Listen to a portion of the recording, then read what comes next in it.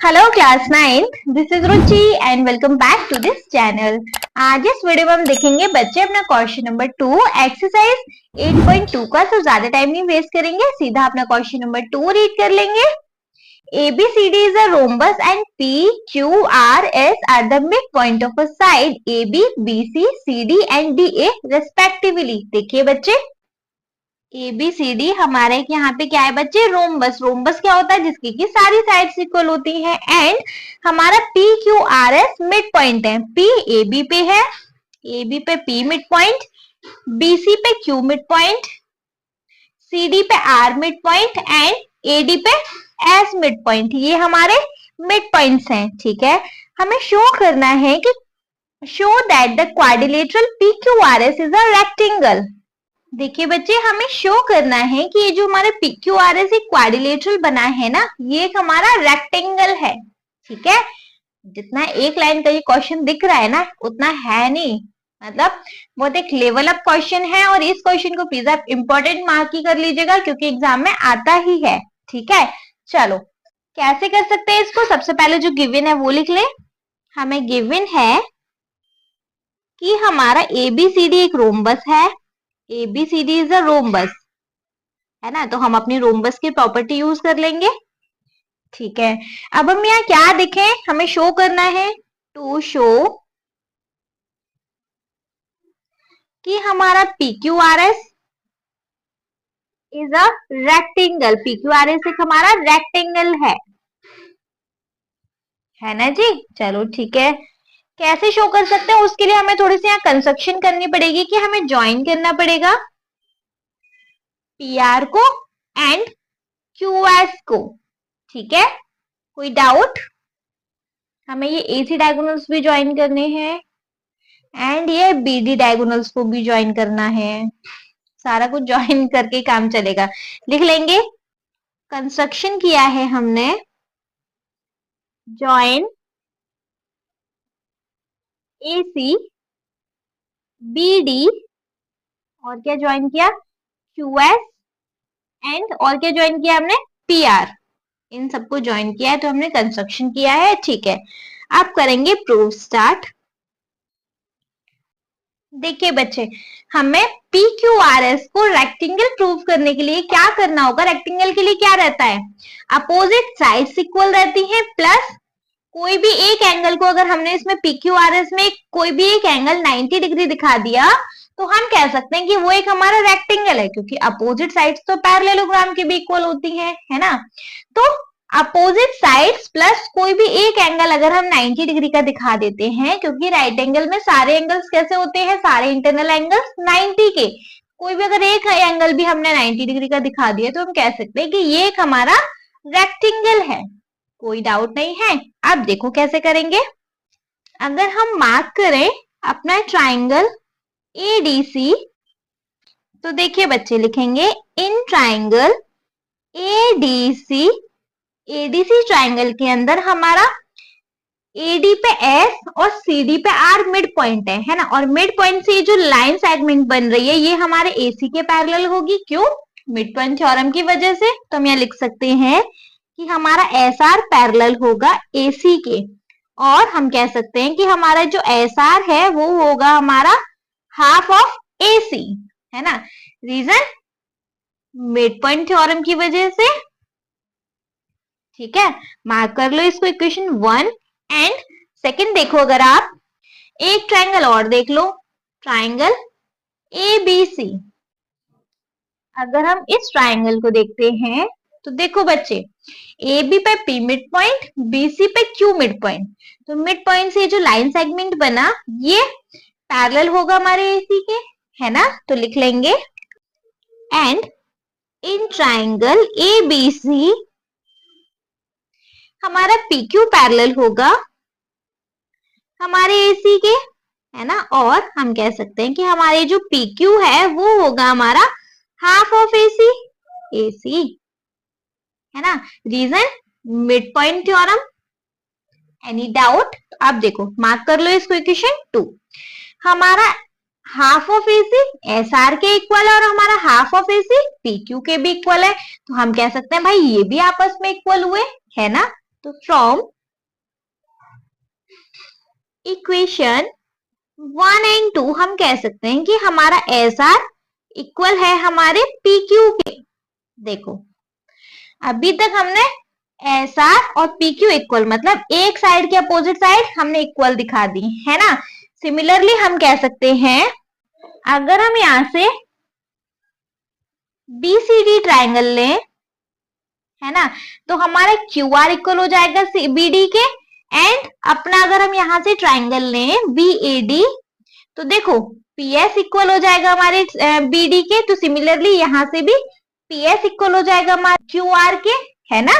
तो यहां लिख लेना सिंपली सिमिलरली, सिमिलरली हम कह सकते हैं कि हमारा पीएस भी इक्वल हो जाएगा हमारे आर क्यू के, है ना। और जब अपोजिट साइड्स इक्वल हो गई तो ये हमारा अभी तक पैरेललोग्राम हो गया, है ना। अब पैरेललोग्राम को रेक्टेंगल बनाने के लिए हमें 90 डिग्री का एंगल और लगेगा बस एक, है ना। कोई डाउट नहीं है। तो देखो नाउ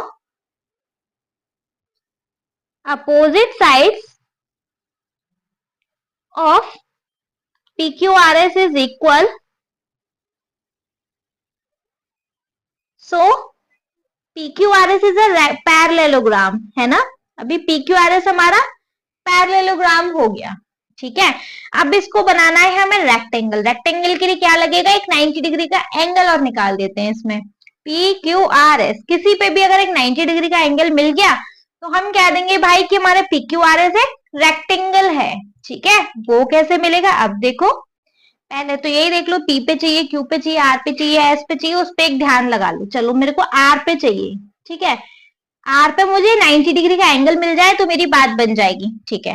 फ्रेश पेज पे समझाऊं, बहुत कौच पौच हो रही है इस पे। तो देखिए बच्चे, हमें आर पे चाहिए अपना 90 डिग्री का एंगल, है ना। एक कोई भी एक एंगल 90 डिग्री का दिखा देंगे, ठीक है। अब देखो क्योंकि एक रोम्बस है और रोम्बस की जो डायगोनल है वो बाइसेक्ट बच्चे किस पे करते हैं, 90 डिग्री पे। रोम्बस की प्रॉपर्टी होती है भाई एबीसीडी, क्योंकि एक रोम्बस है तो ये रोम्बस के जो डायगोनल्स हैं वो 90 डिग्री पे बाइसेक्ट होते हैं, है ना। तो ये चारों हमारे ये जो अंदर के डायगोनल्स के जो एंगल है हमारे 90 डिग्री होंगे। तो हमारा ये एंगल 90 डिग्री है ऑलरेडी, हमें इसे 90 डिग्री दिखाना है, ठीक है। कैसे दिखाएंगे बच्चे, देखो अगर हमारा, अच्छा इसको नेम दे दो, PQRS है, T और U नेम दे दो, इसको नेम दे दो V।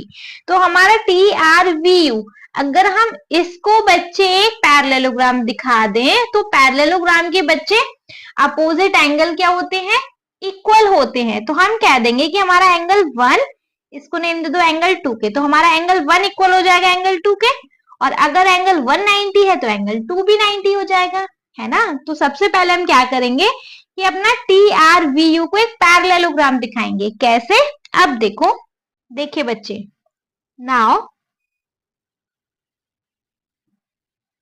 हमें पता है कि हमारा SR और AC पैरेलल हैं। देखो बच्चे दो लाइंस पैरेलल हैं, तो अगर हम इनके छोटे से पीस ले लें तो ये भी पैरेलल ही होंगे ना, है ना। ऐसा तो नहीं है कि ये ऐसे भाग जाएगा ये ऐसे भाग जाएगा। पूरी पैरेलल लाइन में से अगर हम थोड़ा थोड़ा पीस भी ले लेते हैं तो वो भी पैरेलल ही होते हैं हमारे, है ना। तो हम कह सकते हैं कि हमारा TR पैरेलल है UV के, सिंस लिख लेंगे अगर हमारा SR पैरेलल है हमारे AC के, SR पैरेलल है हमारे AC के, तो हमारा TR भी पैरेलल होगा UV के, TR भी पैरेलल होगा हमारे UV के, ठीक है। एक अपोजिट साइड पैरेलल हो गई। सेकंड देखो, अगर हमारा RQ पैरेलल है हमारे BD के तो हमारे छोटा सा ये R भी पैरेलल होगा TU के, है ना। एंड अगर हमारा RQ पैरेलल है हमारे BD के तो हम कह सकते हैं कि हमारा R भी पैरेलल होगा हमारे TU के। कोई डाउट नहीं है। अपोजिट पेयर्स इनके क्या है, पैरेलल। तो हम कह सकते हैं कि एक हमारा पैरेललोग्राम है ना, क्योंकि पैरेललोग्राम के अपोजिट पेयर पैरेलल होते हैं, ठीक है। तो मैं लिख सकते हैं opposite pairs of TRUV are parallel, so it is a parallelogram, है ना बच्चे। ये छोटा सा पोर्शन मेरा ये क्या है, पैरेललोग्राम है, कोई डाउट नहीं है। अब देखो ये एंगल मेरा ऑलरेडी 90 डिग्री है, क्यों, हियर एंगल 1 है मेरा 90 डिग्री, क्यों बच्चे, क्योंकि हमारा एबीसीडी एक रोम्बस है, since ABCD is a rhombus,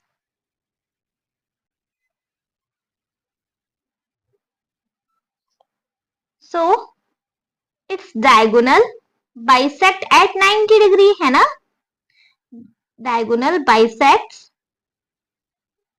eight 90 degree, 90 degree पे बाइसेक्ट होते हैं, तो हमारा एंगल 1 इसलिए 90 डिग्री है। सो हम कह सकते हैं कि एंगल 1 इक्वल होगा हमारे एंगल 2 के, क्यों, अगर हमारा TRUV एक पैरेललोग्राम है, सिंस सब कुछ लिखना पड़ेगा बच्चे, TRUV इज अ पैरेललोग्राम,